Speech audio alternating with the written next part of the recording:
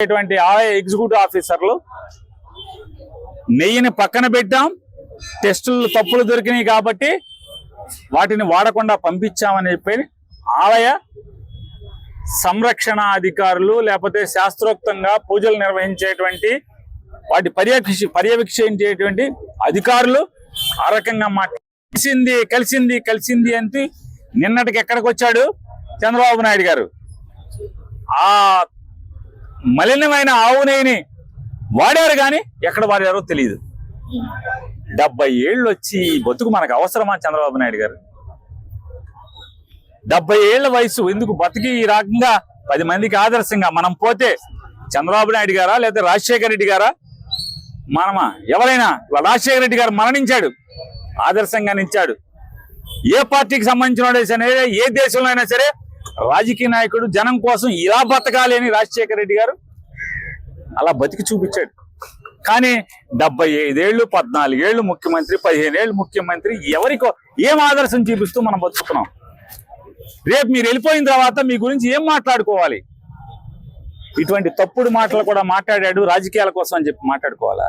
జగన్మోహన్ రెడ్డి గారు స్వామివారి దర్శనానికి వెళ్తానంటే ఏం పూజ చేసుకుంటాకో లేకపోతే వేరే రకంగా కూడా కాదు కదా, కేవలం దర్శనం చేసుకుంటాకి వెళ్తానంటే వెంటనే ఫ్లెక్సీలు పెట్టిస్తావా? తిరుమలలో ఎప్పుడన్నా నువ్వు అక్కడే పుట్టానంటున్నావు కదా, ఎప్పుడన్నా తిరుమలలో అన్యమతస్తులు డిక్లరేషన్ ఇవ్వండి అని చెప్పని ఎప్పుడన్నా బోర్డు కడతాం చూసారా?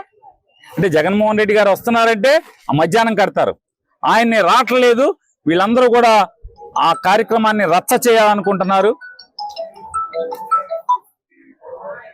హిందువుల ముసుగులో రాజకీయాల కోసం బతికేటువంటి కొంతమంది కాషాయ బట్టలు వేసుకుని నోరు కాషాయ నాలుకలు వేసుకుని తిరిగేటువంటి దొంగ భక్తులు ఎవరైతే ఉన్నారో, హిందూ మతానికి మేమే రిప్రజెంటేషన్స్ అని చెప్పని కేకలు బొబ్బలు పెట్టేటువంటి వ్యక్తులు ఎవరైతే ఉన్నారో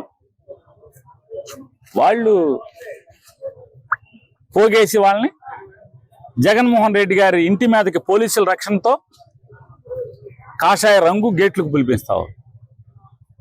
జగన్మోహన్ రెడ్డి గారు ఊర్లో లేని సమయంలో లేదు, జగన్మోహన్ రెడ్డి గారు వస్తుంటే నిన్న కోడిగుడ్లు వేయండి కారు మీద, పోలీసులకేమో శాంతియుతంగా మా వాళ్ళు ధర్నా చేస్తారు రోడ్డు మీద జగన్ గారు ఎయిర్పోర్ట్ కాడి నుంచి గుడికి వెళ్లే వరకు, వాళ్ళకేమో కాషాయ రంగు పెయింట్ డబ్బాల్లో దీంట్లో బుడగల్లో వేసి ఐ సప్లై రెడీ చేస్తారు, అలాగే కోడిగుడ్లు రెడీ చేస్తారు.